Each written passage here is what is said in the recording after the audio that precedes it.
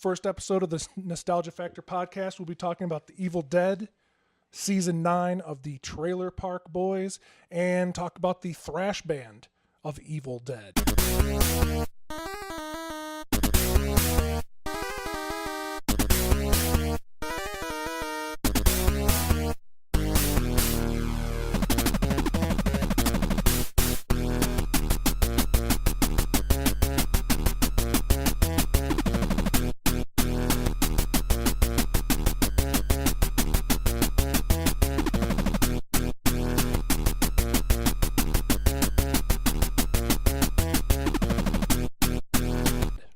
All right, Evildead, directed by Sam Raimi, starring Campbell, Ellen Sandweiss, and Richard de Mencoir. I don't know if I might have messed up that last name. Came out in 1981, received an NC-17 rating.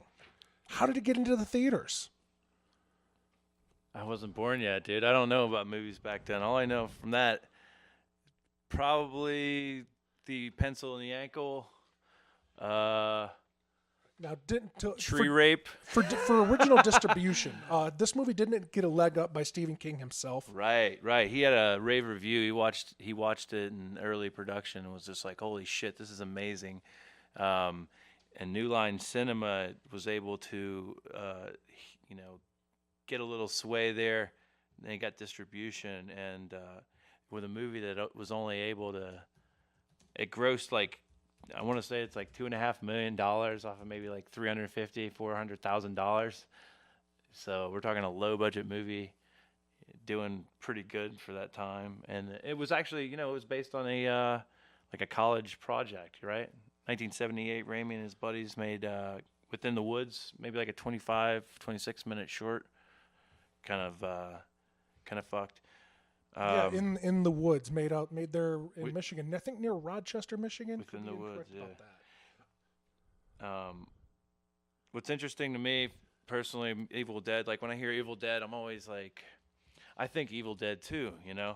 I was exposed to that one first. I saw it at a really young age, and it hit me in this way that was really hip. I was already into kind of like slasher movies, and I'd seen Friday the 13th, and at that point in time, I was into just anything new that I had never seen at all. I'd go to the video store and I would like look for the gnarliest case, and I'd be like, okay, this one's rated R. And I had a buddy who was like my age, and he lived with his grandmother, and she was like,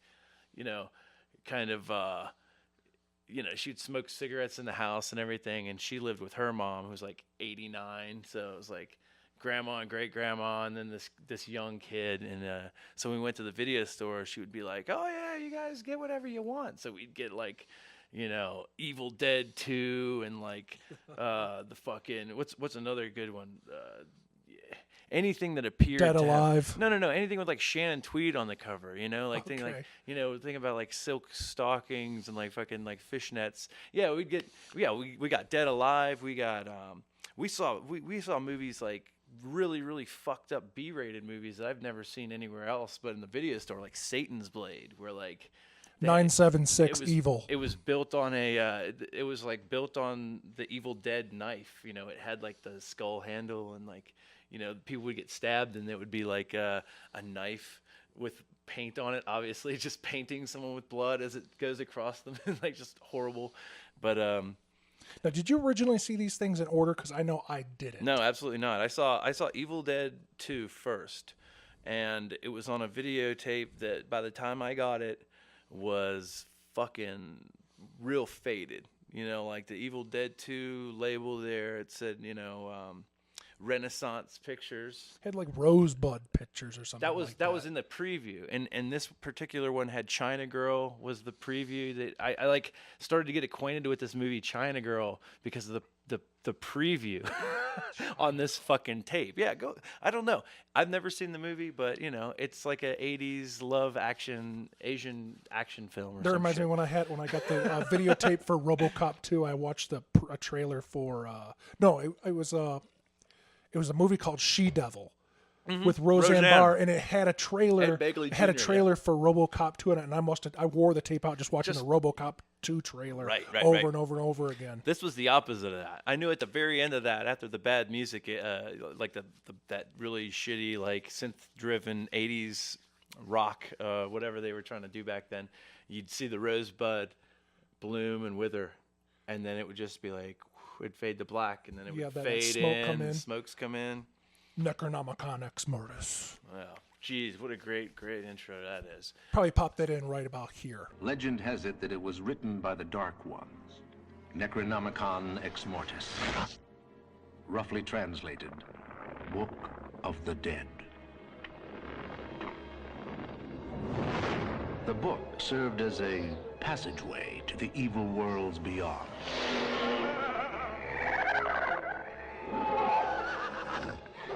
It was written long ago, when the seas ran red with blood. It was this blood that was used to ink the book. Just like the beauty of the book, explaining the pages being inked in blood, and then showing all the creepy little critters popping out, showing the pages flip through, kind of like gives you the eerie feeling of like, wait a second, this is in existence. And there's a lot of references to the Book of the Dead and lots of old horror stuff. H.P. Lovecraft's always talking about the mad Arab that wrote the Necronomicon, and it's in the Masonic library.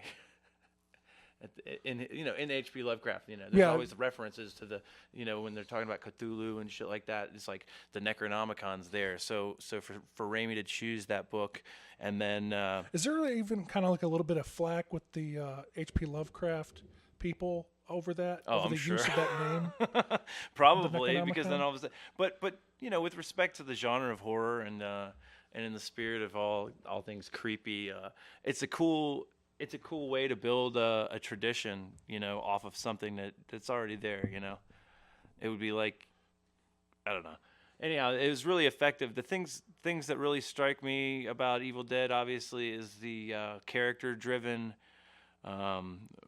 writing-driven action, because it's a couple dudes out in the fucking woods, and when I say dudes, I mean people. It's not just guys. There's some women involved, but specifically the crew and the writers involved. Everybody out there is just like, okay, we got like 20 people or less and this amount of money. Got this idea. Let's go fucking kill it. Yeah, and like one of our uncles owns a shed, so we can deal with. We got this. And there's so much charisma on the side of Bruce Campbell acting that goes into it. Another the actress, forgive me for not knowing names. The first movie or the second film? She's in the first film actually. Ellen Sandweiss. She's from Hellraiser and Hellraiser Hellbound. Okay.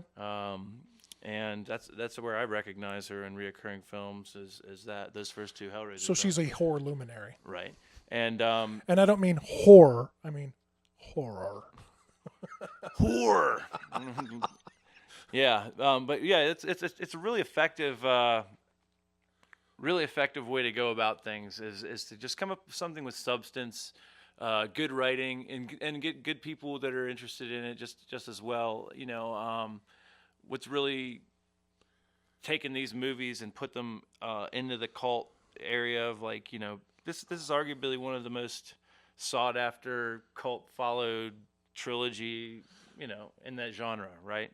Well, one of the big things, even for me, they didn't have much money, but look what they did with practical effects. Well, that's exactly the practical horror effects were mind blowing for how little money they had. So they very innovative. Correct. That's exactly. And also those camera moves where you're looking at it from the evil flowing in through the woods toward the thing and busting through doors and stuff. And of course, in the second movie, they were doing that same move, but they started adding the comedy where the ghost would get lost, blowing the doors and be like, "Wait, where the hell are these people?" That's part of the fun with that is just the first movie wasn't played for laughs at all, though. Not at all. The first movie was straight. And it got you in a way that was really good because you have this innocent idea of like, okay, we're just 5 kids. Let's go to a cabin in the woods for the weekend, and we're gonna drink some beer.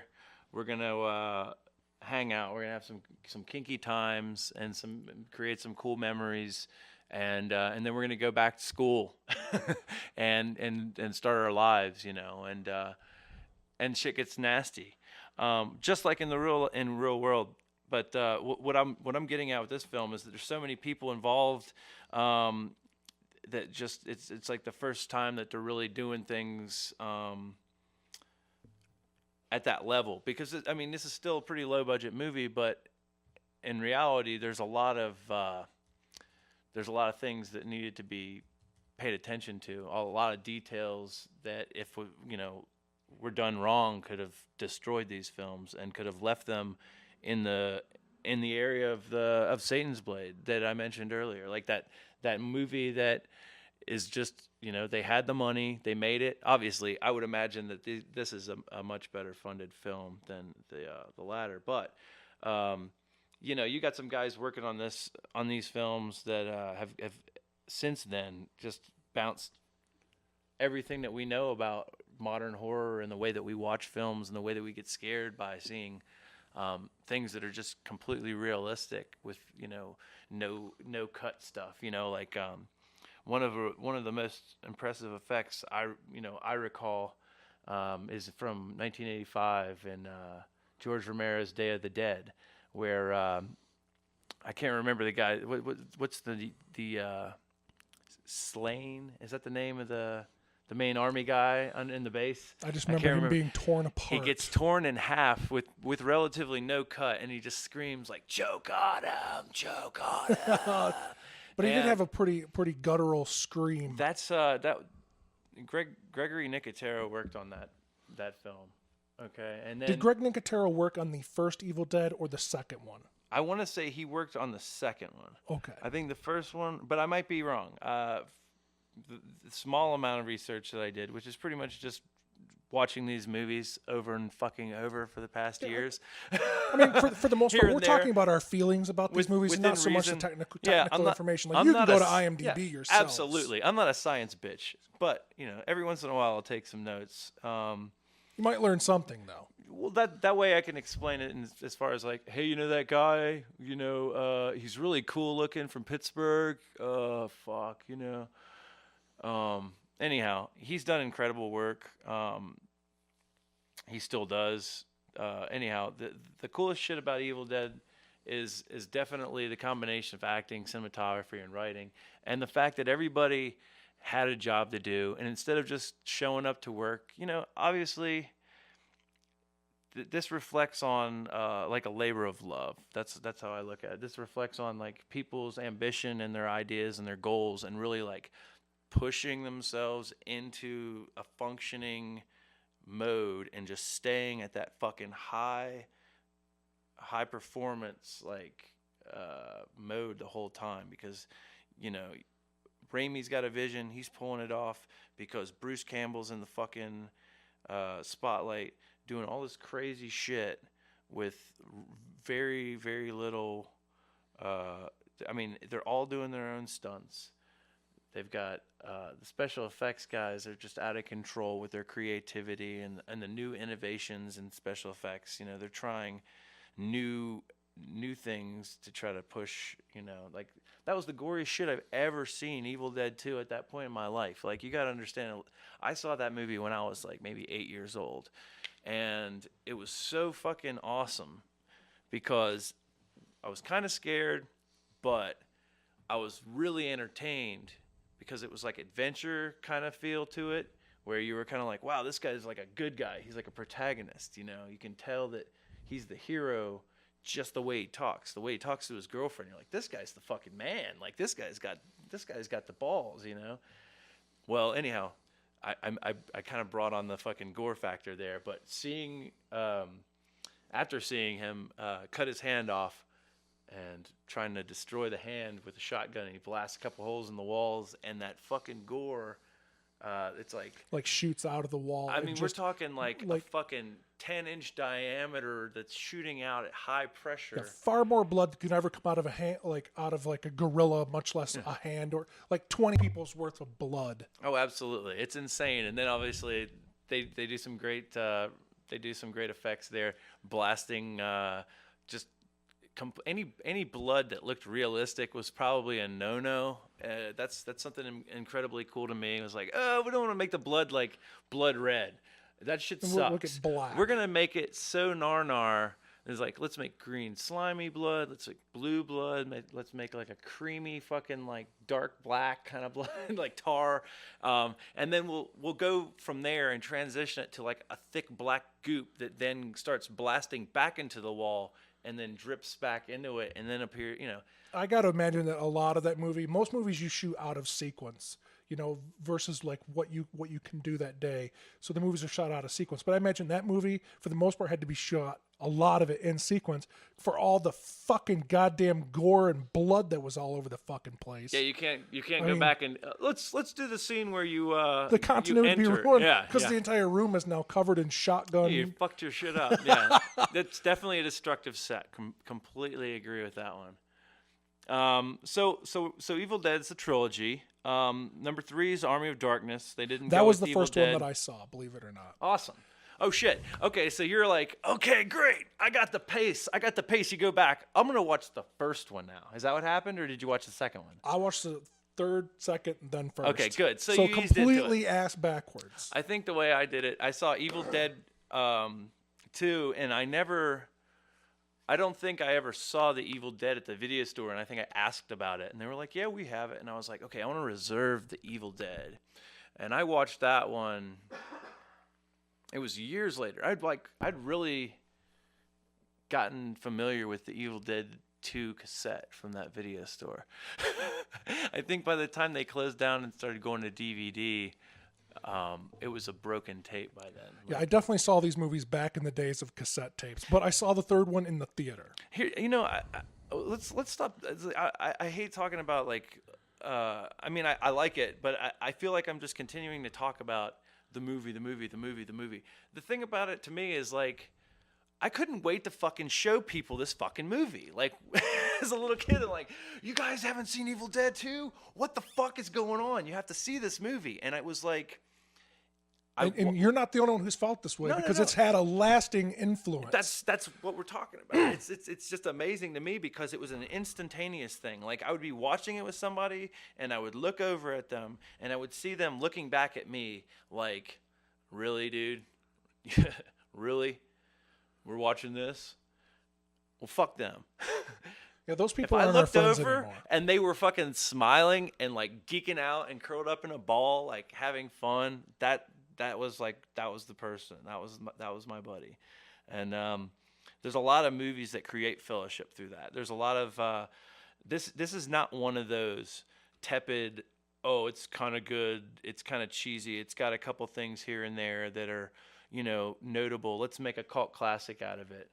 There's some films that are made to be horrible and never meant to do anything, and then somehow they do something like Troll 2. There's a documentary about a film that I've never seen. Best worst movie. Yeah, exactly. And this is not that. This is a remarkable display of people just kicking fucking ass on and off the screen. I got a copy of it's the very first Blu-ray I ever got. Before I had a Blu-ray player, you actually got it for me. Yes, I did. And I was like, "Oh my god, yeah, this is the fucking balls." And Evil Dead 2 is a fine first Blu-ray. And watching, I finally got the fucking got the thing into a Blu-ray player, and I watched the special features, and just watching the dudes in the day with what limitations they had with CGI and just our culture and as far as technology and computers and all that.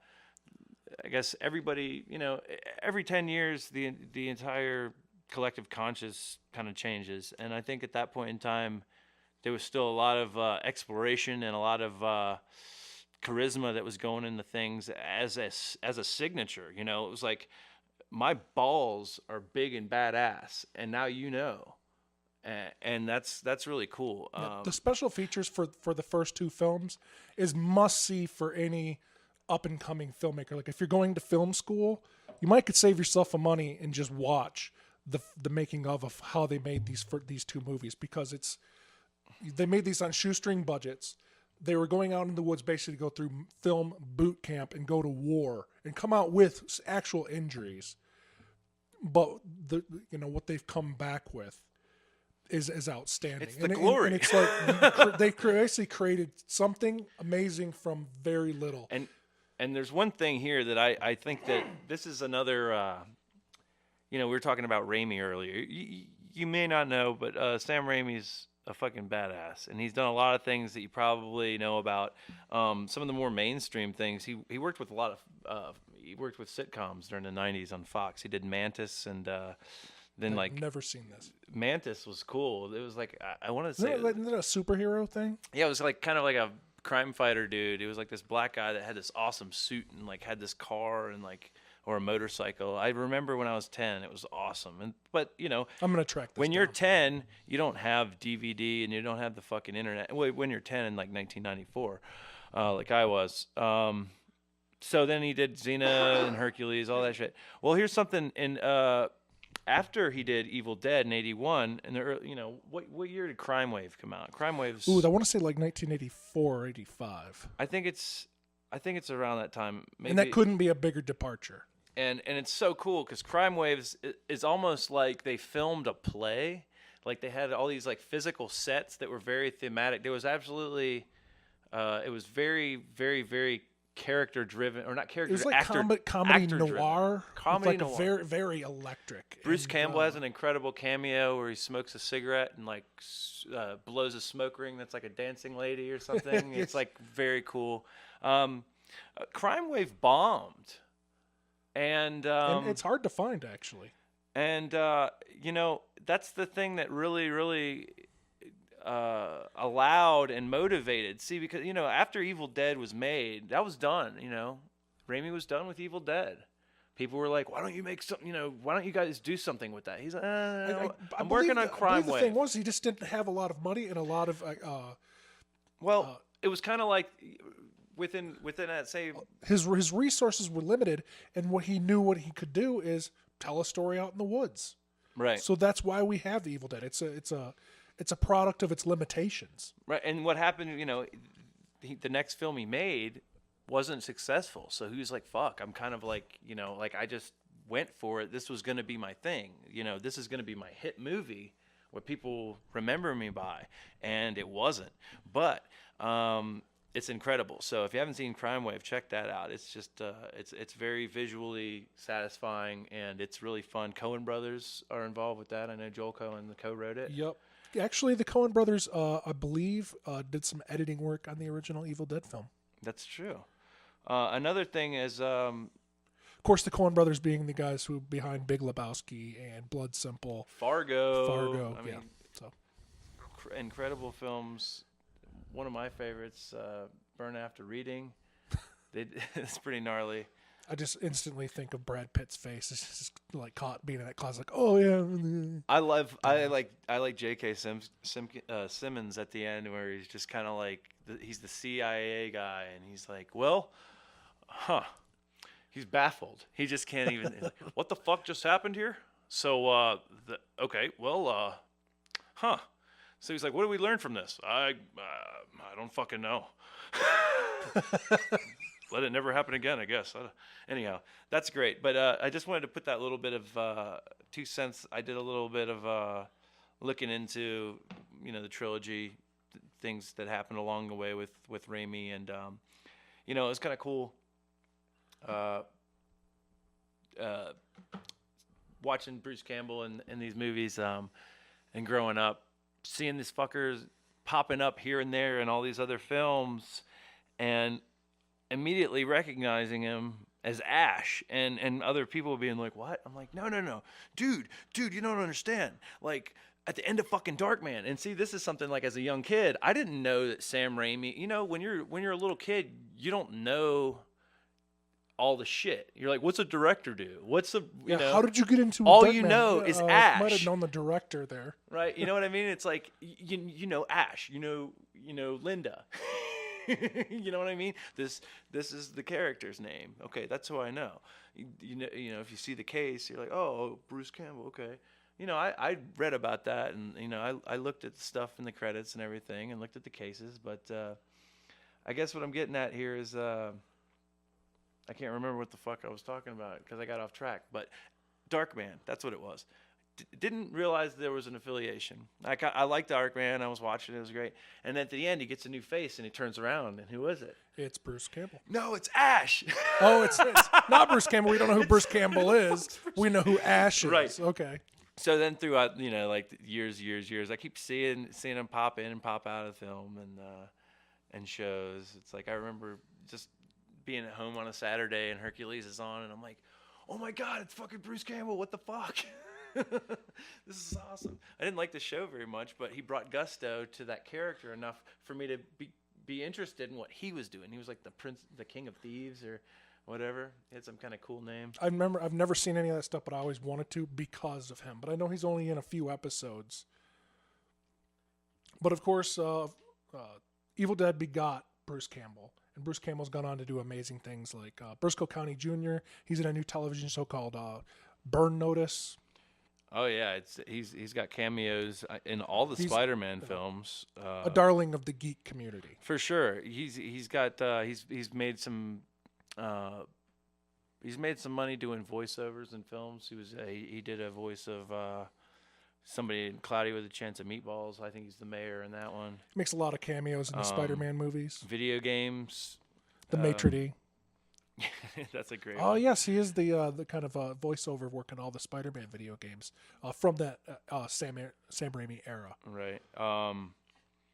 So Evil Dead spawned off a lot of cool things.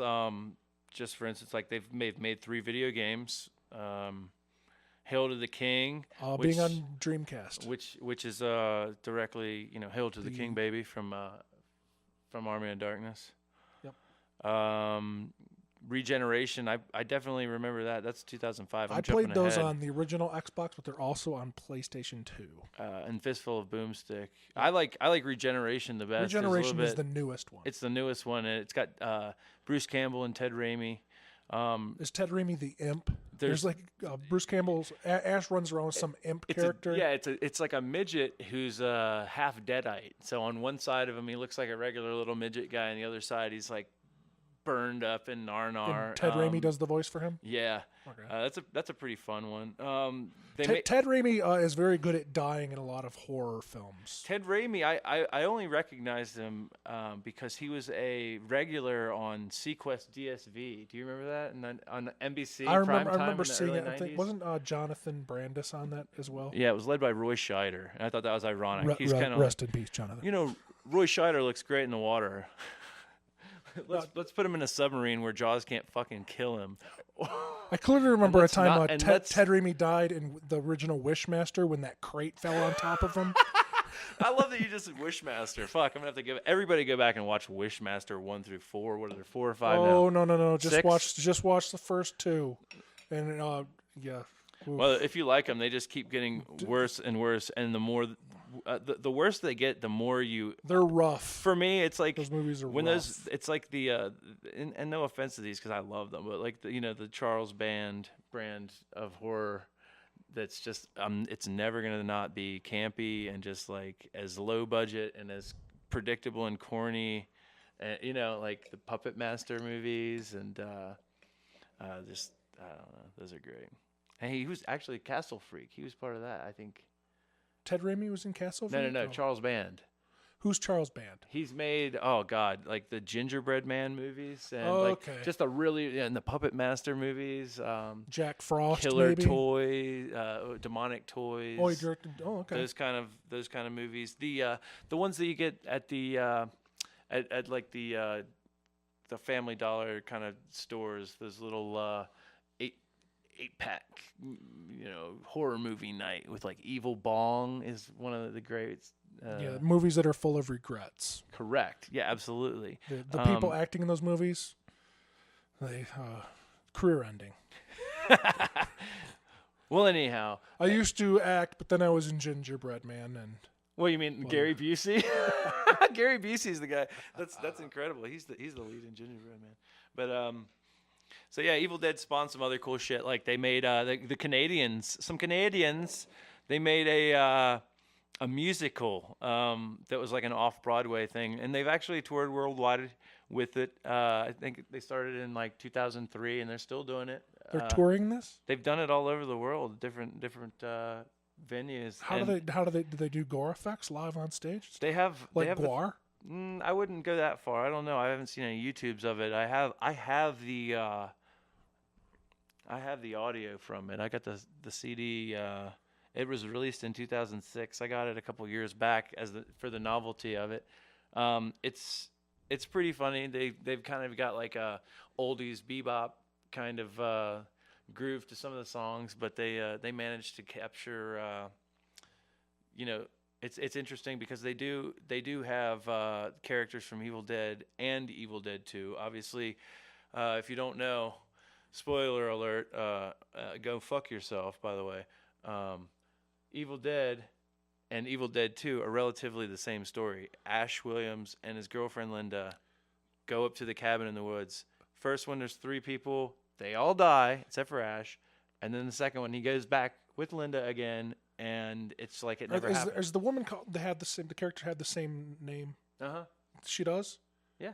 Okay. Linda's Linda in all of them. It's like pretty clear that, and this is weird, that Evil Dead 2 is basically a remake of Evil Dead 1. But I've heard Bruce Campbell in an interview explain that in a way that I actually adopt myself, is that, of course, Ash, it's a sequel. It's not a remake. It's a sequel. It's just Ash is so stupid, he just forgot. And he just goes back to that fucking cabin anyway. And he's got a new Linda. And then that shit goes down, he's like, oh yeah.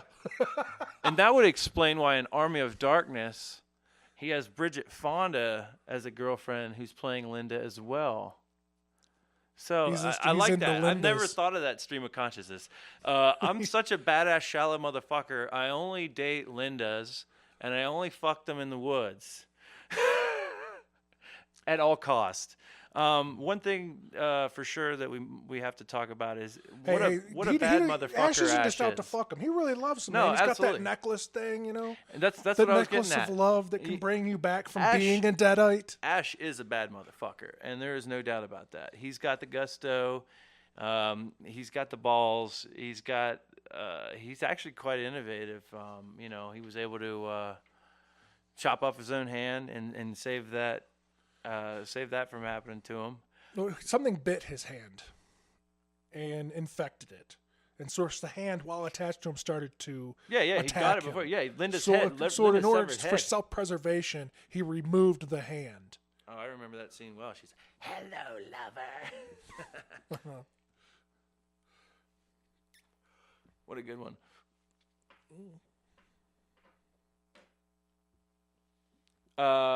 So Army of Darkness, super different. Army of Darkness, a true sequel to Evil Dead 2, not a remake. If you've seen Army of Darkness and you watch Evil Dead 2, notice the Necronomicon pages that are brought along with Anne to the cabin that were recovered from that archaeological dig. They show the hero from the sky, from the prophecy, who's supposed to deliver the holding up a bladed hand. Yeah, he's got this fucking like powerful broadsword as it seems in the picture, but you realize that it's actually old Ash getting tossed back through time. It's good fucking movie. It's got more of the medieval times going on. He's back knights, and I don't know if it's actually within that same Knights of the Round Table time period, but it certainly is. Awesome. And much more slapstick. Army of Darkness, of course, has probably the longest string of movie one-liners. It's a very quotable film. Yeah, it depends on what version you watch. There's several versions of this. There's like a bootleg version that has a different scene when he one of my favorite lines obviously was good, bad, I'm the guy with the gun. In the bootleg version, he doesn't say that. When he blasts him, he's like, I guess that told you. Or I can't remember what it said. It's not a memorable line. It doesn't stick out at all. Like they just had too many memorable lines and needed to cut one? It sticks out because you're like, wow, he didn't say that. Why the fuck was that? It was like the director's cut. And it also had a different ending. This is the ending. Is these alternate versions also just as funny? Because the movie's fucking No, hilarious. it's great. The add-ons. There's like when Ash is in the windmill and he's attacked by the small ashes. They're all fucking with him with the kettle and the and this is just straight slapstick. This scene is like absolutely slapstick. They go on further and they do an old shtick from like the 20s with the old spilling the mop water and running in place kind of bit with the mop bucket on top of your head kind of thing. And the end was different. Ash was supposed to take a couple drops of the potion and lay down, and he would wake up in his own time. Oh yeah, I remember. And he remember accidentally took like took way he too took much. 2 drops. Ash is not very good at taking direction. He's a maverick, and that's why, and that's a thank you for that, and you're welcome. For those of you who don't know, Ash drives a Maverick, which is incredibly great. And I want to go back on record and talk about Raimi for a second because that is great. He's got the Maverick in Evildead. It's in Crime Wave. I believe it's in every one of his Drag films Me somehow. to Hell. Maybe It's not in the new, Quick and the Dead. Yeah, well, that would be anachronistic for it to be in that. But any movie where it could it would be cool as shit. It's in all the Spider-Man films. Maybe it would be really cool is if you've got Doc Brown like with a cowboy hat covering up the Maverick with a tarp as Gene Hackman walks by. He's like, "Great Scott!" in the director's cut of Quick and the Dead. That would definitely break the theme of the film. Oh, sorry, that's a little of my humor there. The Maverick keeps popping up. It's in the Spider-Man movies. That's what Peter's uncle's driving. I want to say it's in the remake. It is in the there's remake. Echoes of Evil Dead's original movies referenced in the Evil Dead remake, which is incredibly realistic. So if you're looking for a fun, I don't know if we're gonna jump over Friday to the remake night already if we're transitioning to that. Oh no! I just want to say like maybe if you're thinking about revisiting the fun and the glory and the slapstick cheers and thrills of the second and third Evil Dead picture, you're not really going to get that. You're going to get the first one that's thrown way deeper into the darkness and the and Evil really Dead remake is viscerally. not a funny movie, but of course when they announce they're going to remake a movie like The Evil Dead, you're just on You pins, still and, get a you're on boner, pins and yeah. needles, and you get a stomach ache, and you're like, oh God, please do not fuck this up. I mean, this is such a beloved franchise, but this one wasn't a letdown. This one was very visceral, very on point, very fucking I wasn't cool. ready for some really of it. To be loved honest that with you, movie. when I saw it in the theater, I wasn't quite ready for how seriously like on the surface fucking gritty in your fucking ear chomping fucking crazy narnar this shit really is. Yeah, I have a strong aversion to hand trauma. Oh Christ. And that particular movie does some horrible things to some people's hands. And I just remember I'm like covering my eyes like, oh my God, not the hands. They're just ripping people's hands apart. I remember thinking to myself like, man, I was trying to like keep myself as far away from the screen as I could, just because everything felt so. It was like I owned that pain in a way. the sound effects were just so well put, and like just how fucking dark. I mean.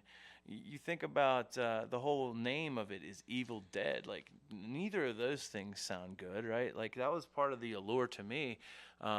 Besides the case, the cover there with that skull, with that kind of like Bruce Campbell, kind of like smirk. I've got it. I've got that imagery all over my fucking life.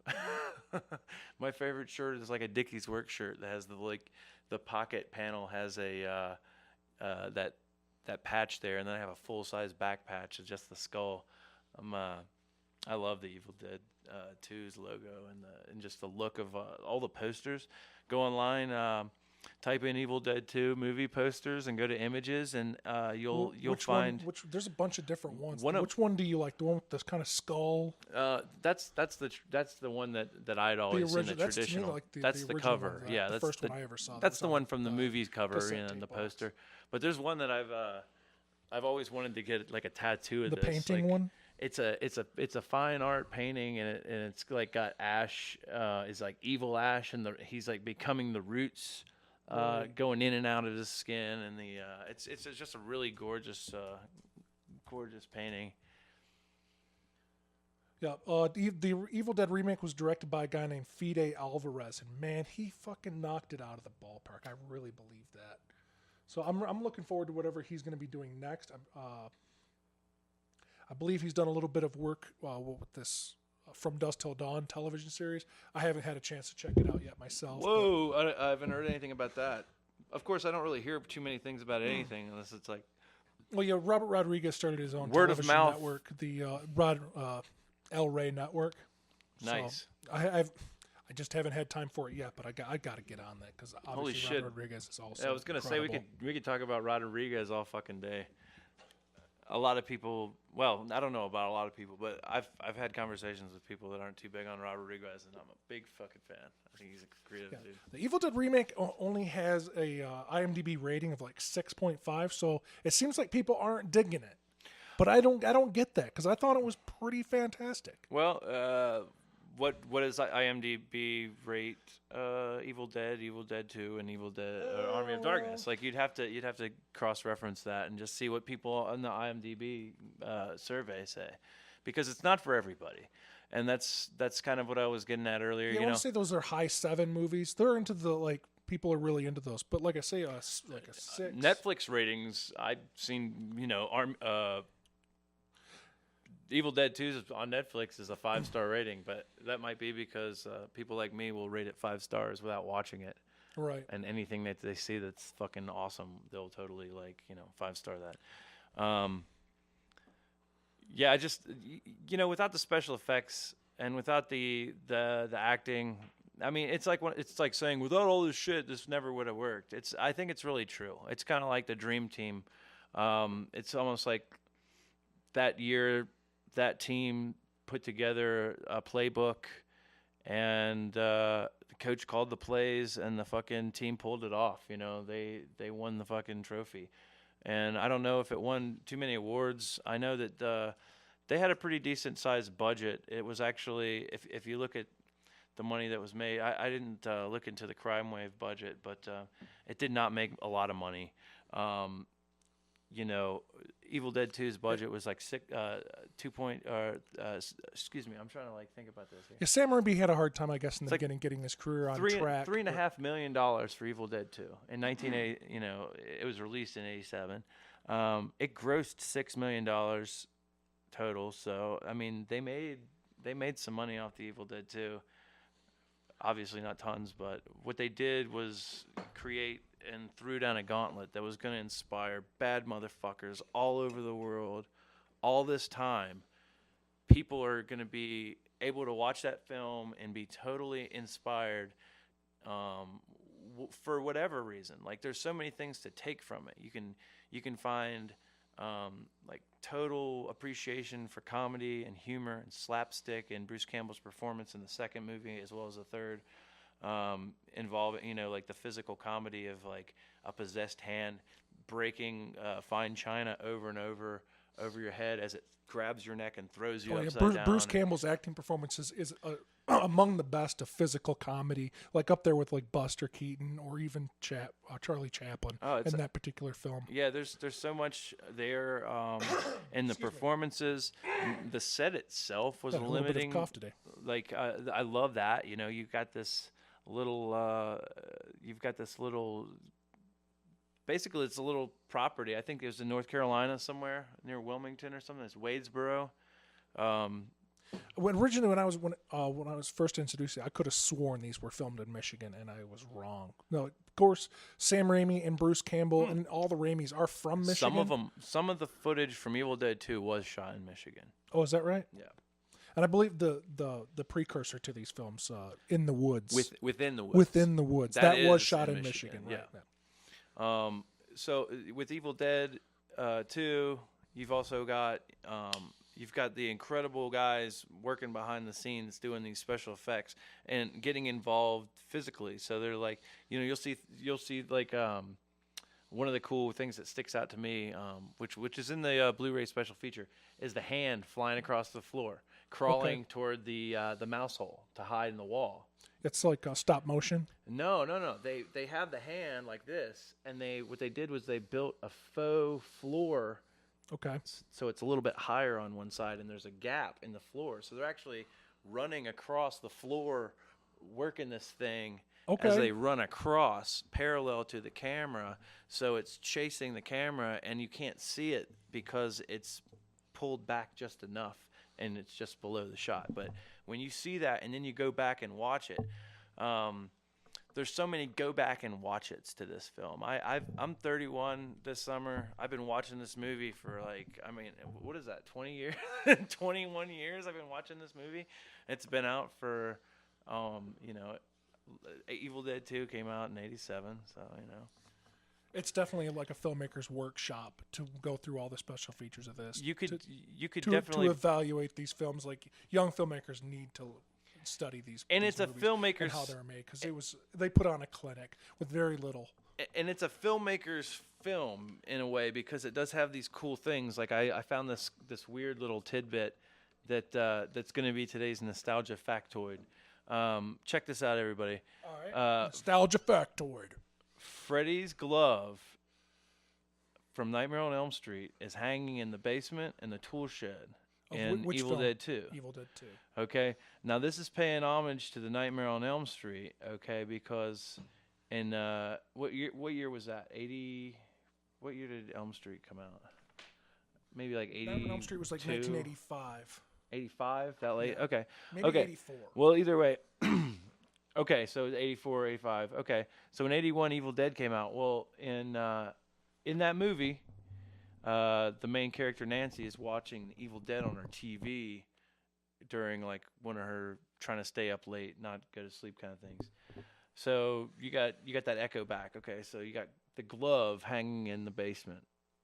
Okay, well, what's cool is that that's actually another echo, because in Evil Dead, the original, if you look at the wall in the house, there's a torn poster for the film The Hills Have Eyes, which was what, like late 70s, mid to late 70s. Okay, and in that movie, there's another reference to that through this movie, because in Hills Have Eyes, there's a torn Jaws poster on the wall. So it's kind of like Raimi watched The Hills Have Eyes and was like, remember when he did that thing with Jaws? What if we did that in The Evil Dead and we put up a fucking Hills Have Eyes poster instead of Jaws to pay homage to Jaws? Because I guess the guy who made Hills Have Eyes saw that. Anyhow, so if you look at it like that, you got like this weird connection. So you got Nightmare on Elm Street showed The Evil Dead, and then The Evil Dead shows Hills Have Eyes, and in Hills Have Eyes, it shows Jaws. And do you know if there's any kind of reference to an external film in the remake of Evil Dead? I'm not sure. We got to go back and find that. Huh. There definitely is. There's got to be. It's just that's pretty gnarly, and fuck Jaws for the Revenge. That should be we should have one about that. Jaws for the Revenge. Holy that shit. movie has multiple endings. Jaws for the Revenge. Well, I got into a huge argument as a kid. There can't because be in the theater, any good. I saw something totally different than was on the videotape. Well, it's a horrible fucking piece of shit. It's probably. Why are we talking about it? Because I've been wanting to talk about that. There was some more, and listeners, if you have this, go back and listen to the beginning of this. There's parts where you can hear me thinking, "Fuck Jaws 4" out loud. Probably not, but like I think between the lines, you might be able to hear me screaming "Fuck Jaws 4." Yeah, fuck Jaws 4. Earlier in the show, absolutely, I definitely remember that. Bruce Campbell was in Bubba Hotep, a great film made by Don Coscarelli. This one he plays Elvis the King in a retirement home, and he just absolutely shines as a leading role. Don Coscarelli, made Phantasm, one of my favorite horror movies. John dies at the end, based off a great film or a great book by David Wong.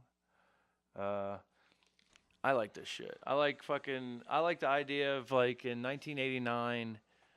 I think in L.A. or San Francisco. I'm from Virginia. I don't know about this West Coast awesome shit in the 80s when I was a little kid. There's actually a thrash band that didn't really get big, wasn't really like Metallica or Megadeth or any of those, the Big Four, or even some of the other badasses from that era. But they named their band Evildead. They kicked a lot of ass. I got into them because they had the same album artwork as some of the other bands of that era that I loved. Like Megadeth. Yeah, dude. Rest in peace. Tons of there's so many Death album covers are drawn by this artist. I'm trying to. There's Death, Megadeth, Nuclear Assault. All had like album covers that look similar. It's the same with artist. The same artist. Yeah, what's the artist? I don't know the name of the artist, but man, it's a cool look and. And there is a thrash band called Evildead, and I have no idea how you get to call yourself something like that. I think maybe it's one word. It's one of those things. We'll. They'll probably never fuck with us. But it's not something that's like. Of course, this is the late '80s, early '90s. Yeah, in this internet age, I don't think you can get away with calling yourself something. That's this band is actually hard to find. Like their stuff was on Amazon CD wise. I think it was kind of expensive. eBay, you can probably get it on cassette or something. I just downloaded it.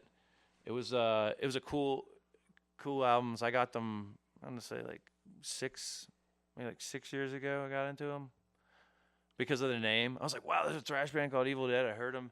They have really badass elements. I don't know if you're into thrash metal and haven't heard them. Check them out. They're cool. Let's give them a little listen here. Yeah, this is the first song on the first record, Annihilation of Civilization. Yeah, song's called The Awakening. FCI, The Awakening. And I'm not going to get too loud with it. You can probably find it on YouTube if you're looking for it. Evildead, The Awakening. So that was an excerpt from the film. And there's a lot, thrash is definitely a traditional kind of music, and there's a lot of bands. Thrash is pretty much your thing, is it not? I got a lot of things, Duane. It's definitely, I'm like one of those, I march to the beat of a different drummer. My drummer just happens to be playing some fucking power thrash metal, like circle pits, I'm a musician. I love music of all kinds. I love technicality. I love starts and stops. I love time changes, riff changes, and just, check this music out right here. Perfect example. You break, you stop, start, boom. Now you're moving. I'm hyperactive as shit. Yeah. So for me, channeling my energy into focusing on acute things like that.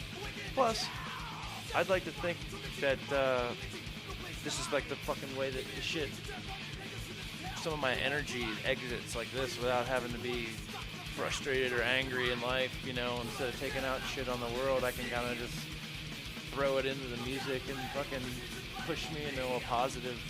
It's weird, people think metal's negative and shit, or punk rock's negative, and I find a lot of positivity in it. I feel like it channels negative energy and negative feelings and positive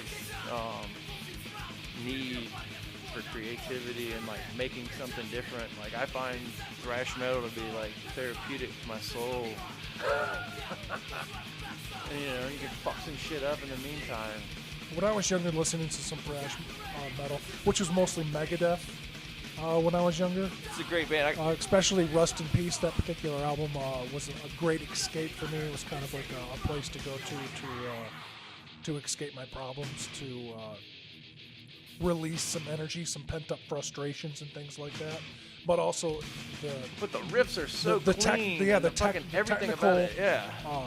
Talent that goes into how good that music is constructed and how well it was recorded. that particular album. I'm sorry, I'm sidetracking into Megadeth. No, it's but cool. Because check that this was out. kinda like Let's talk about Megadeth. Okay. Here's what you have to say about. Here's what I have to say about Megadeth. Okay, listen to Evildead right now for a second. That does not sound like Megadeth, and that's why they're not remembered in that way, because they're rad. They're fucking, but they're more power, and they're less about creating an incredible composition.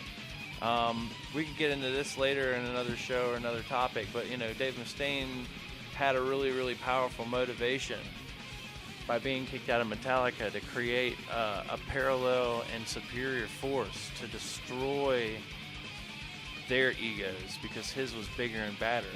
And if you think about the music involved with So Rest in Peace, that was Evil Dead. I want to do that. We should do. Stay tuned in the future for this, and Justice for All, and Rust in Peace, where we can just. I know which one I like better, and I'm sorry, Metallica fans, but I really like Rust in Peace a lot better.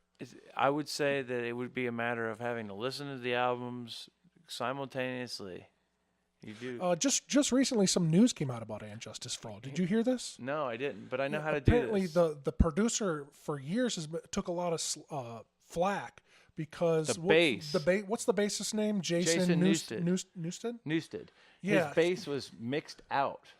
Yeah, out of the entire album, and that was I guess this just came out that Lars Ulrich was the one who requested that.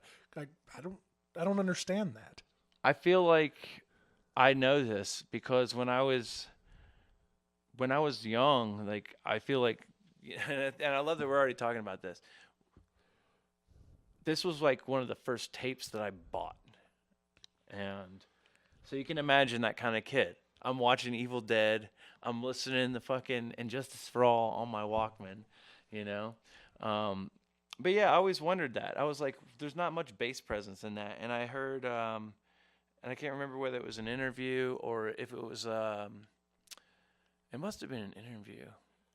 Or, in fact, what it was a documentary about the making of the Black Album, where they actually said, we turned down the bass in the master mix, but there was a reason for that. For their last album. So what I'm thinking is maybe... And this is something that stuck out to me because I was a weird kid. Like, I liked to listen to music when I would go to sleep. Like, I would study music. I was like a band geek. I did brass. But when I was sleeping, I would put on, I guess it was a tape. I would start listening to it. And then if it stopped, I'd start it. And then whenever I was conscious of, the tape stopping, I'd flip it over. If not, I'd just fall asleep. But I remember at one point in time waking up in the middle of the night and the songs that I'd been listening to for like a couple of years sounded different for some reason. And I think that was the point where I was able to become completely conscious of the kick drum. Lars Ulrich has a very rigid drumming style. Like, there's a lot of drummers out there, and everybody, they're playing beats and rhythms. There's you know what I mean? They're patterns, just like riffs. But every player has their own signature, and Lars's style is like real straight ahead, but it's also has like a rigid backbeat to it, and I think the kick drum is part of that. I believe that the bass must have been taken down in the mix to try to give Lars, if that is in fact what you're saying, this is the explanation in my mind. He's listening to his drum parts. He's like, that dude's badass shit is muddying up my lower end. That probably was what he was his thinking. Low Why end else would he do that? Right. Well, he knows he's the guy that started fighting free downloads and everything. Well, whatever. He's into his music, his art. He takes it seriously. He wants to do his thing and puts his brand on it. The cool thing about Metallica since then, if I'm not saying anything about this record, but as far as bass presence, the Black Album has bass-driven songs. Like My Friend of Misery is one of my favorite songs on that album, and it's bass-driven. They like start this, it's just bass, and then the drums come in, the guitars come in, and then they follow off of that. So that's kind of a complete I don't know if it's a full confession circle. or not, but the Black Album was the last time I ever listened to Metallica. I've not heard, aside from something that happened on the radio or what have you, I've not listened to any Metallica records since then. Okay, well, you at missed. all. I'm not really. I was in the same boat, but at the It's same not like time, I have anything I against them. listened to. I just kind of moved on. Well, what happened to me was I was still in that fucking, Kill 'Em All, Ride the Lightning, Master of Puppets, and Justice for All. Then the Black Album came out. Yeah, When I was actually like- saw them on that tour, the Black Album tour. But that I was it. pretty young then too when the Black Album came out, and I remember thinking, "Oh, this is cool, this is cool." Then, by the time the next record came out, I think it was like 9 years later, right? 2000 whatever, Yeah. or late 90s. Load. It's like, I want to say it's like 2003 when Load came out, and then no, it was much earlier than that. It was probably like late 90s. Oh, was it? Sorry. Yeah, but anyhow, they did Load and they did Reload. And they did S&M, and S&M came out in the year 2000. Okay. They did the symphony with Metallica. Then they, at some point, Jason Newsted left the band and started playing with like Voivod, which is a Canadian band that I fucking love. They're a great thrash band from the 80s, and they've been making albums ever since. I think their demo is in '84. Really fucking good. Anyhow, he's done other projects too. He was, they got the old bassist. Their new bassist was from Suicidal Tendencies and Infectious Grooves. Robert Trujillo, or I can't pronounce his last name. Yeah, I'm not familiar. But he's a badass motherfucker, and they've made like 2 or 3 records since he's been with them. One being Satan Anger, which was the first one that came out with him, his debut with them, and I did not listen to it. I heard something from it, and I was like, that's not my Metallica. But a few years back, Death Magnetic hit, and that was like an echo back to all the old shit, plus the Black Album in its melodic sensibility, production quality. And then more recently, in the spirit of cinema, do you know, I want to say his name is Nimrod Antov. He did the movie Armored with Matt Dillon. It's about armored car drivers. He did also the music for it? He He's was the the director. Okay. He did the film Predators. Robert Rodriguez presents Okay, Predators. He's the guy. So he makes these high action, like fine cinematography, kind of like. Would he make Metallica's new movie Through the Never? He made Through the Never. Okay. And Through the Never is really exciting because it's paying homage to the Road Crew, who makes the show happen. Without the Road Crew, a touring band at the caliber and magnitude of a Metallica show, it would, it would be, completely different experience for the audience. And so that movie Through the Never is actually a Metallica concert. And it follows a protagonist who never speaks. He chants at one part along with Creeping Death.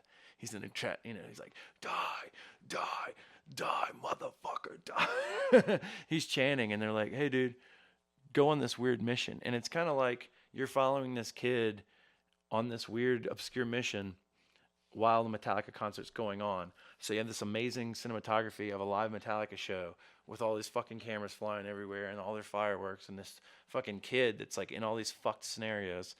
And that's actually, that movie pays homage to like some cool shit. Like their original bass player passed away.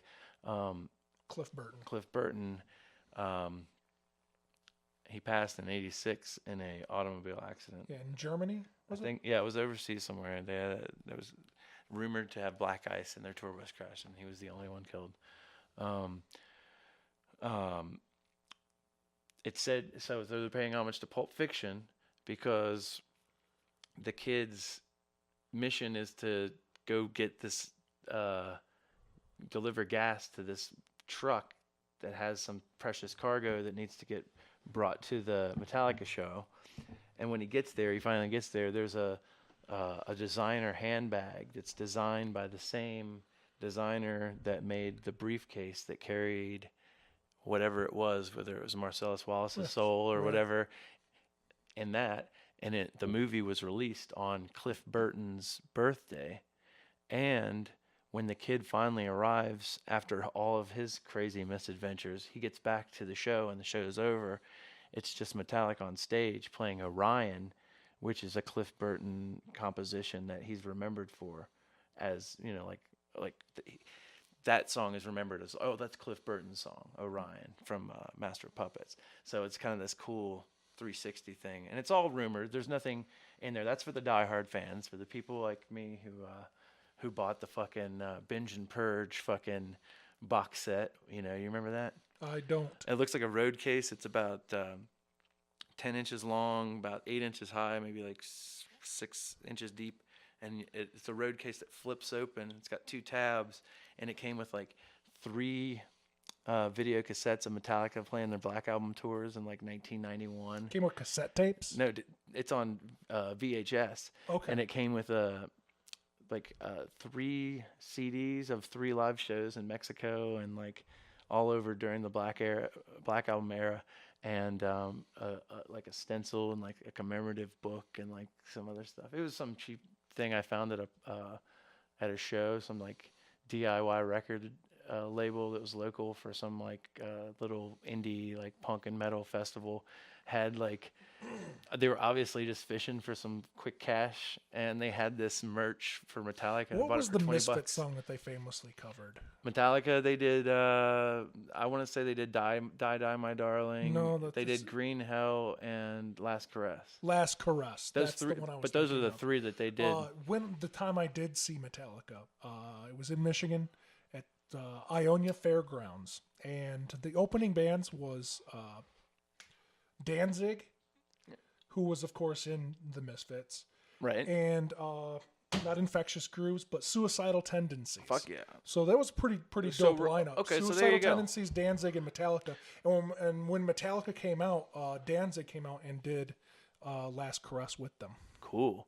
Well, check it out. So Robert was the bass player for Suicidal Tendencies when you saw him, and now he's the bass player for Metallica. Was he in Suicidal Tendencies? Yeah, and Infectious Grooves. And that was like their funky band. Infectious Grooves was like more like party time stuff. I remember them. They were in the movie Encino Man at their high school dance. Okay. I got all kind of weird. That's the shit for later. So Netflix is okay. I've just gotten into Netflix. God bless fucking Netflix. There's it's like the coolest thing since the Pirate Bay. With Netflix, do you need the Pirate Bay? Yeah. Inconclusive. When I get my own Netflix account, I'll tell you. So I've been a fan of Trailer Park Boys since you turned me on to them, which was probably about 5 years ago. Wow. So I guess season this past week we saw. Wait, hang on. I want to go back in time. Everybody out there, did you see what I just did, or did you hear that? That was stupid. I was like, Netflix. I like Trailer Park Boys.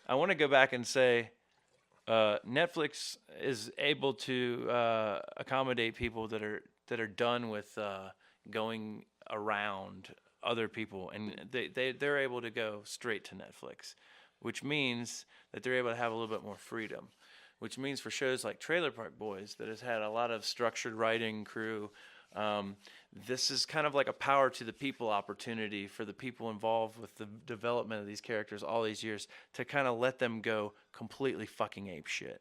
If you've seen 8, that's the very first season where they've had complete writing carte blanche. So they're able to say what they want, do what they want, do it how they want, where before they were kind of like within that mockumentary, like obviously now it's still very structured, very tight, but the characters are able to be a little bit more of who they want to be. And it's really fucking awesome. It's really exciting. I wish I had the names of some of these episodes because they're just so fucking great. I'm a huge fan of Trailer Park Boys because I find that there's so much of so much of the thought process involved is so much like what's that word I'm looking for? It's parallel to things you'll deal with in day to day, but it's like insanely hyperbolic, right? It's like there's hyperbole to all the shit. It's like when there's a shit storm, it's fucked. To quote Ricky or any of these guys. These are some of the names of the new episodes. Which George Green, Industrial Cock Inhaler. Is that the name of one? That is. That one right there. I actually. Okay, so Netflix does this thing where you're watching the episode, and then when they roll the credits, they snap away into a little box, or vice versa. Maybe they give you the credits in a little box that says starting in 15 seconds, and they give you the next one. It's a countdown. You can skip ahead or you can watch it. Well, it shows the name of the episode in the bottom, and when I saw it, I was laying in bed and almost spilled my beer. Like, because George Green is a fucking industrial cock inhaler. And I knew it was coming from Ricky's mouth because there's certain things that are for to be heard. And Ricky and his Rickyisms are definitely those kind of things. When you get your brain thinkings going with your jalapeno chips and your rakins. Can I get some? Give me some dressed all over and some zesty Mortons. So last season, Trailer Park Boys became something of a Netflix original. So that's pretty much the only place you could get it. Was on Netflix, and the newest season, season 9, just came out this past week, and it did not disappoint. Oh no, they've transitioned from the they've done some things. Obviously, it kind of pivoted around the same thing it always does. One of the protagonists is in jail, getting out of jail, and rediscovering. The first episode, they get out of jail, and you have to discover they're going to come up with some sort of scheme, and your drunk trailer park supervisor is going to fuck it over. Right, but what we found in this season is that the trailer park supervisor is not crazy and drunk. The trailer park is not dysfunctional. It's not completely fucking sleazy and greasy, as they would say. But it's actually become a functional retirement community. Yeah, that's guarded so by. long as Julian, Bubbles, and Ricky are in jail, everything usually does run pretty good. Well, Bubbles wasn't in jail this time. He had actually become a facet of the community, and he'd actually found himself and established himself into running a food entrepreneurial thing. And for old folks. They've all the other gang left behinds kind of found their place in the park. What a bunch of great fucking lines in this one, man. One-liners. God, Jesus. What was it, Ricky? He pulls up somebody's house on Ricky, and in traditional Ricky, he goes straight for the throat. He's like, "Are you going to suck my cock or do I have to suck it for you?" And I was like, what a fucking Ricky thing to say. Because he's like, oh, my God. I think they killed me as he tries to bum rush into the trailer park. They won't let him in, so he's trying to take out the gate to go through, but his car's not powerful enough to go through it. He blows his own tires, and he's screaming. Oh, that's another thing. This completely manic moment. The breakdowns are amazing, and just like Ricky's still able to have. And if you always hear somebody way off in the background, "What the fuck?" There's some new characters this season. The retirement community is guarded by a ex-army colonel who is all business. And that provides another little block for the guys to get through. Clearly a recovering alcoholic psychopath. Yeah, absolutely.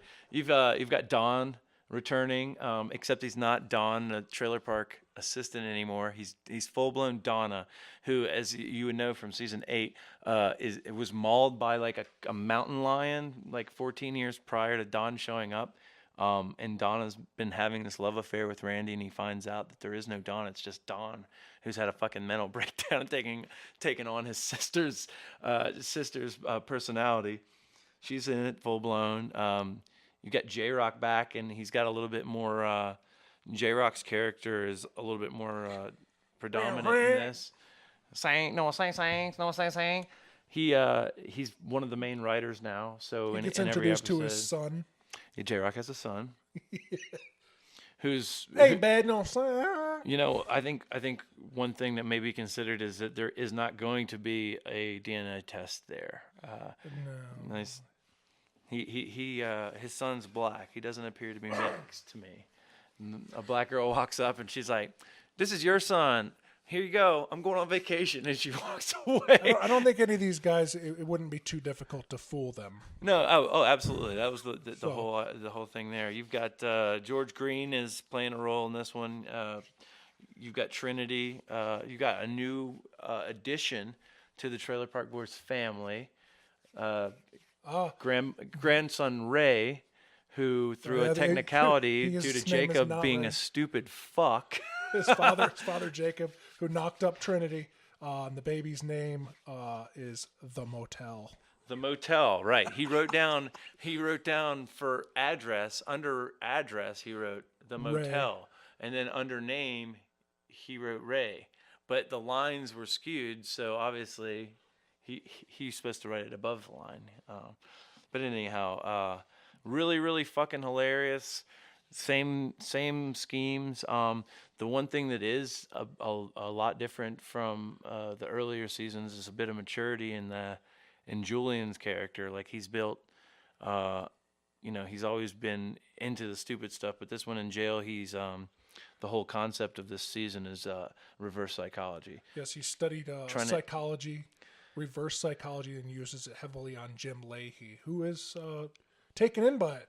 And it's just a really cool departure for some of the tone there, because you don't have Jim Leahy, the bloated, psychopathic, bisexual, until it, I don't want to give too much away, but it's just an extremely Trailer Park Boys fan fucking fiesta of all the good stuff that makes it what you love, and all the diehards. Somehow or another, every season, John Dunsworth tops the drunkest trailer park supervisor ever. Like every season, like he couldn't possibly act any more drunk than he is in this season. Oh, Jesus and this Christ. season, he literally takes a bath in liquor and becomes the liquor snurf. Oh, the rock vodka. The rock vodka makes a really. The rock vodka turns blue.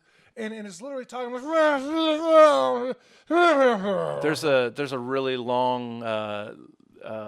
long-winded character in this one, the blueberry rock vodka. It was like the one that wouldn't sell, and so they had the stockpile of it, and obviously the Sunnyvale Trailer Park retirement community was dry. That was what, there's no more liquor in the park, so it's very difficult to get the liquor past the security So by guard. the time you get it into the system of Leahy, it's too late. Private dancer. General Dancer. Colonel Dancer. Oh my God, folks, you got to check this one out. This is gonna get you. The Trailer Park Boys season 9 is awesome. You've got. I don't want to give too much away because the one-liners on it are really, really effective if you don't know they're coming. And when they get you, you got it, dude. It doesn't stop. I know. I'm a fan. I went out a few years ago and I got a Bubbles tattoo after the season 7 completion. It was like.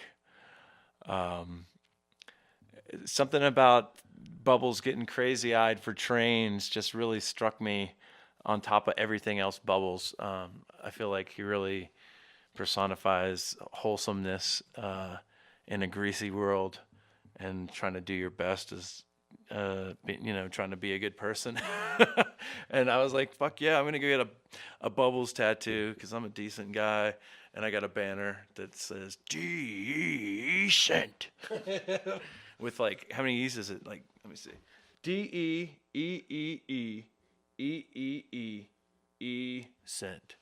So you do the fucking math, folks. Duane thought it'd be a good idea to put Ricky in charge of fucking up the appraisal of the park. And it was a terrible idea, because when you tell Ricky he can do whatever he wants, his brain immediately goes to piss. And next thing you know, the fucking sky's raining down with piss jugs. And Ricky doesn't hold back. He goes right to fucking Piss Jug Alley and gets the gnarliest old pisses he can find. Look at that. That's a dehydrated piss, probably 20 years old.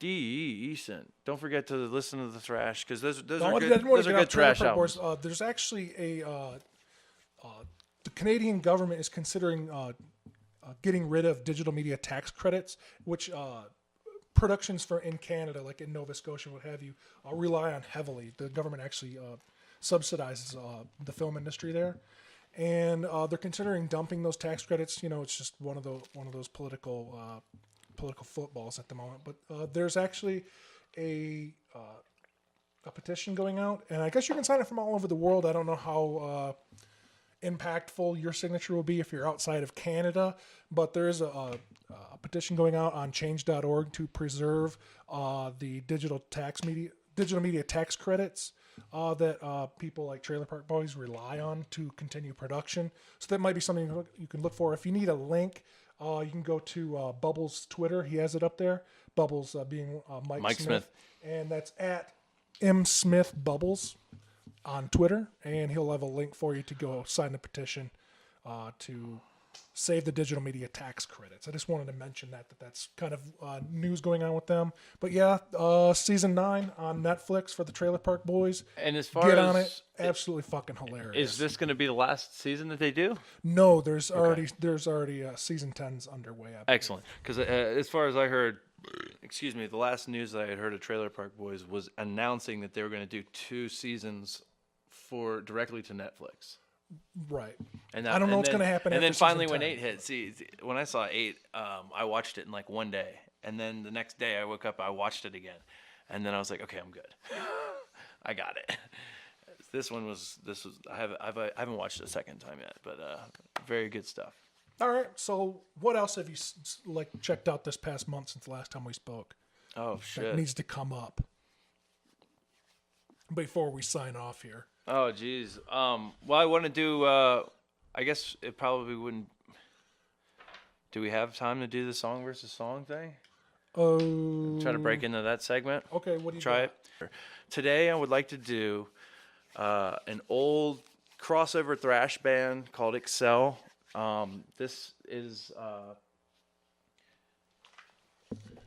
really tapping into the emotional void. Yeah, this is from The Joke's on You from 1987, and I'm going to compare it with something that's a little bit more well known that came out in 91, and I just want you to I'm going to play the majority of the song to hear the riff.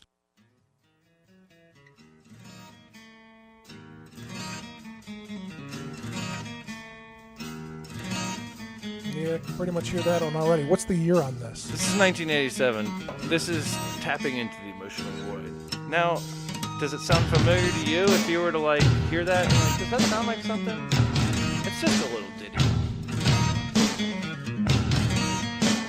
And this is just the intro. The song actually goes into something that's quite nice.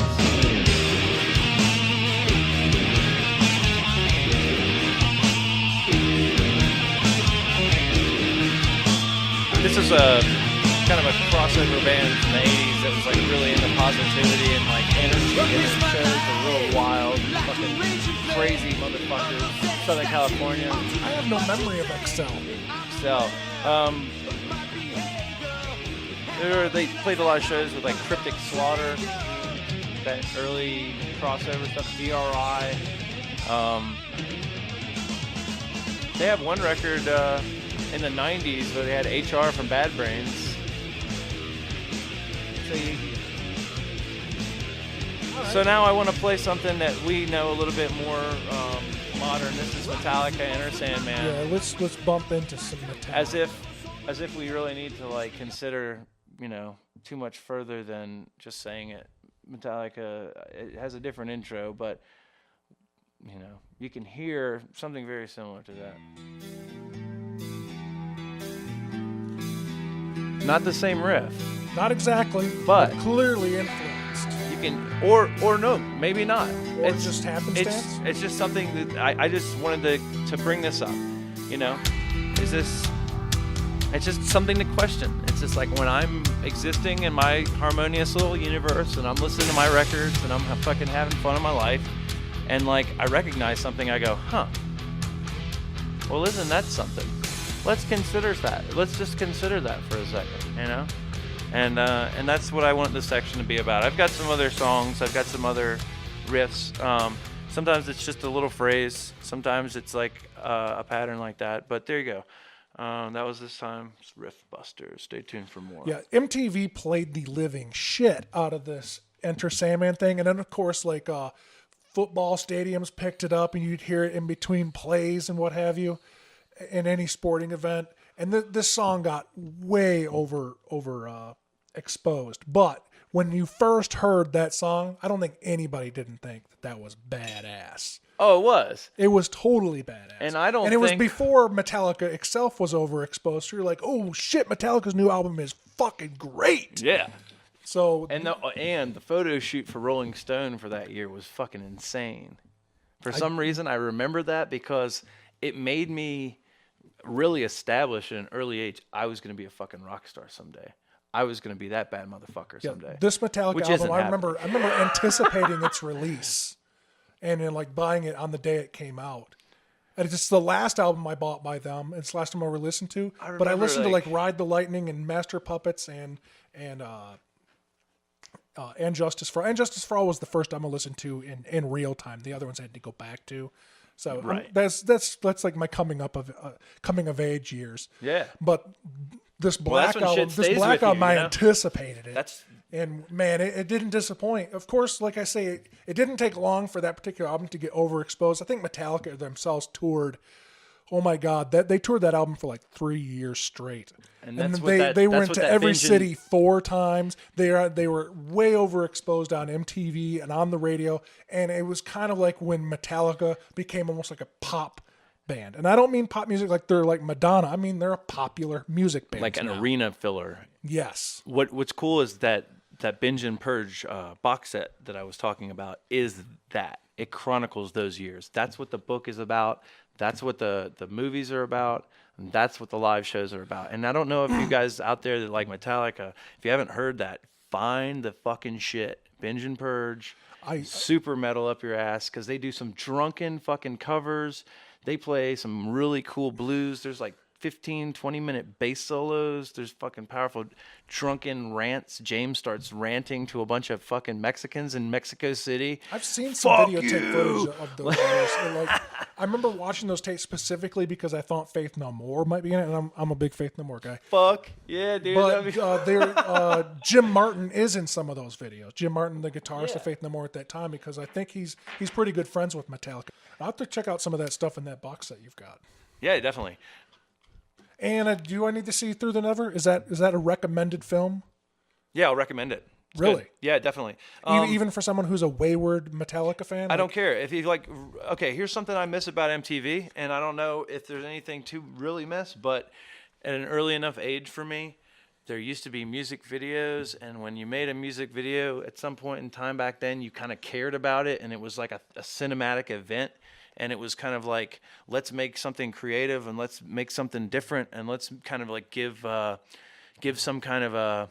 You have a song like what's a good example? We got Metallica. How about one that you probably know that you didn't realize? Do you remember Until It Sleeps?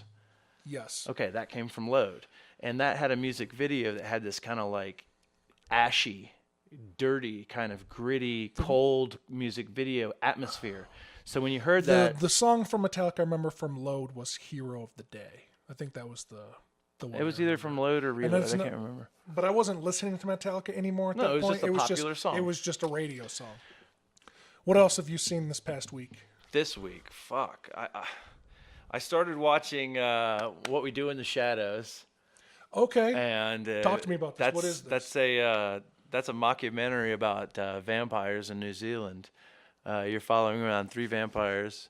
The first one you meet's like 300 some years old, and he's telling you about his daily routine. And then you meet the young guy who's like 178, and then The young guy who's 170. yeah, and they go down and they meet, and Whippersnapper. these are the roommates, right? So they go down, and they meet the third roommate's like fucking Nosferatu straight up from the film Nosferatu. Okay. It's that his name's bald and everything. Yes, and his name's Pete.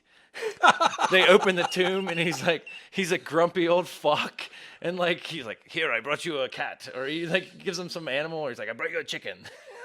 Because he doesn't want to come and hang out, and like they don't want him to be involved because he's 8,000 years old and he's got different sensibilities.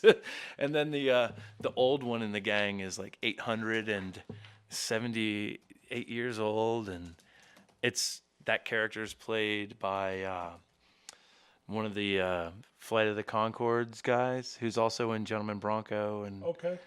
he's just incredibly funny. And from what I saw, the first small section, it was just amazingly funny. Great mockumentary. What else did I watch this week? Here's something. I don't even know if I should say these words, but I did watch this. I bought it on DVD the other day, and I watched almost the whole thing, but I fell asleep because my movie watching hours are odd. But I watched Showdown in Little Tokyo. Do you remember this film? Yeah, Brandon Lee, right? Brandon Lee and Dolph Dolph Lundgren? Lundgren. Yeah, it's really fucking funny, dude. It was cracking me up. I was like, wow, this is an awesome action movie. The other thing before I close out, I've been reading a lot of comic books, specifically the Jonathan Hickman run on Avengers and New Avengers, leading into Infinity, which was a huge Marvel event just a couple of years ago. And it's coming up into what's going to happen with the huge universe-shattering Secret Wars. But the story behind this is that universes are collapsing in on themselves, and the focal point is Earth. And the Illuminati has reformed. The Illuminati being Reed Richards, Professor X, who died some time ago and has now taken his place as Beast from the X-Men. Let's see, Black Bolt, who is a what is he considered? An Inhuman. Stephen Strange, Doctor Strange, Tony Stark, and Black Panther. They're basically the wisest people on Earth in the Marvel Universe, and they're kind of tasked with trying to save Earth from this destruction. So what's happening is, as the universe is collapsing on themselves, they come in with incursions where another Earth will all of a sudden just show up, just like a moon, and is it just going to come in and collapse in on the Earth. So these guys, these heroes, basically lose their humanity, and that the only way they can think to save the people that they love and where they live is to destroy that other Earth. The problem there being that other Earth from that other universe is inhabited by Earthlings. So also one of the Illuminati is Namor, and like I say, Black Bolt. Black Bolt being a king. The text of it is basically that kings and these people with these great powers are expected for the people who protect them to commit atrocities. As kings of the past, you do things that are destroy your soul as an individual person, but you're not an individual person. You're a leader among millions. Right. And so these characters lose their humanity by destroying billions of people. And it's just like you completely shift your perspective on what these characters are and what they're capable of when you realize they're capable of killing billions of people to make sure their families stay alive. Fuck. Yeah. So. Damn, dude. That makes me like totally regret bringing up the fucking like dandy little documentary a minute ago as my pick, and like I would have focused. Oh, that's just the comic book I'm reading. Dude, that's totally epic. I've been reading this week. I've been reading to my son The Hobbit. Nice. And I've been re-exploring some more H.P. Lovecraft. I'm reading that as well. Filling in the dark hours of the night with the small hours with H.P. Lovecraft. You made him mess up your fucking dreams with that shit. Well, I was considering doing a couple reads for Tobin, like reading that to Tobin. Tobin being 3 years old. No, he's 5 now. He's He 5. just turned 5. But we read The Outside. I had my girlfriend Abby read The Outsiders, or The Outsider, in the car, which is it's a pretty short story. A lot of imagery, but to tell the story very shortly. I think I've read this. There's a guy who's not sure exactly what's going on, but he wants to see the moon, so he keeps climbing up and up and up, and he thinks he's in this tall tower, and he's got to get above the tree line, and he keeps going, and then he's like climbing on the raw wall, rock face on the inside of something. Right. He moves it aside, keeps climbing, dark, dirty, and he sees the moon finally, but instead of like above trees, he's just at ground level.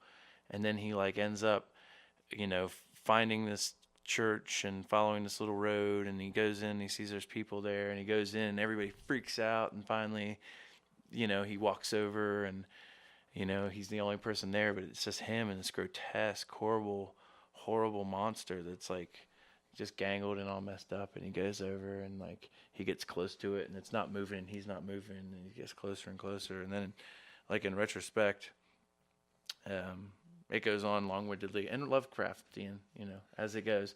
But it's basically his reflection. He comes out and he's like, peekaboo, oh my God, I'm a fucking creepy little monster. Undead monster mutant that's been living underground. But it was, as a 5-year-old, there's a lot of words that are like, in fact, H.P. Lovecraft's vocabulary H.P. is Lovecraft's got to be kind of rough to read out loud. Much more so. Well, I have to give her kudos for that, because I did the books on tape for the majority of my reads that weren't when I was a kid, because I read Lovecraft when I was like 10, 11, 12. Those were my Lovecraft years, 13. And then I got into the Lord of the Rings stuff and more like Stephen King stuff and Hunter Thompson stuff. Then I stopped reading for a lot of years because I was into watching movies and playing music. Not time for reading. I got graphic novel reading in. I read the Sandman shit. I read like American Gods, Neil Gaiman. Oh, nice.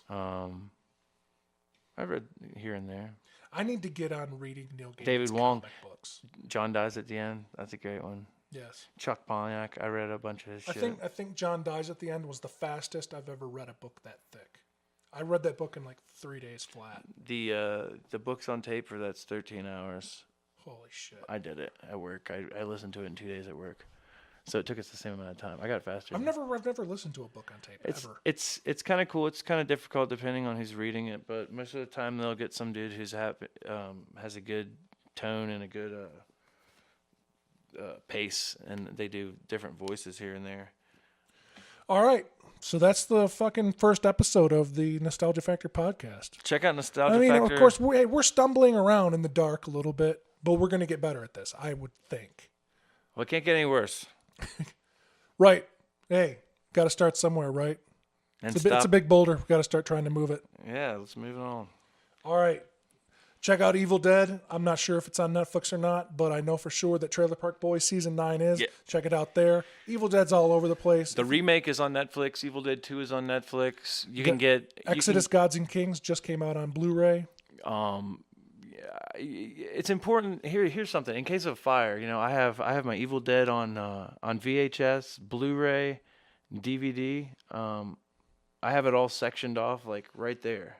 You're a format whore for Evil Dead? Well, no, it's just a matter of like, can't let it go. I look at it like, man, if there's a fire, I could grab like Evil Dead 2.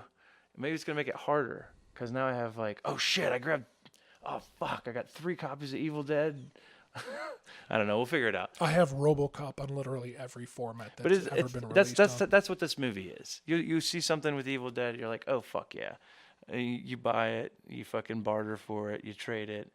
It's part of you. When you see stuff that pays homage to it, you laugh, you chuckle. You watch B-rated movies where guys' names are Raimi and fucking Romero. Yeah. Like And I'd be remiss not to bring up that Ash versus the Evil Dead television series coming out later this fall. They're actually filming it as we speak. they've got 3 episodes, and so far the only person that they've really give credit to is Lucy Lawless, who played Xena. She's already cast for 3 episodes, Yeah. which is interesting because Ash is only billed for 2 so far. Bruce is only on 2 episodes. As far as I'm not sure how that's all gonna filter out. But there's It been doesn't matter.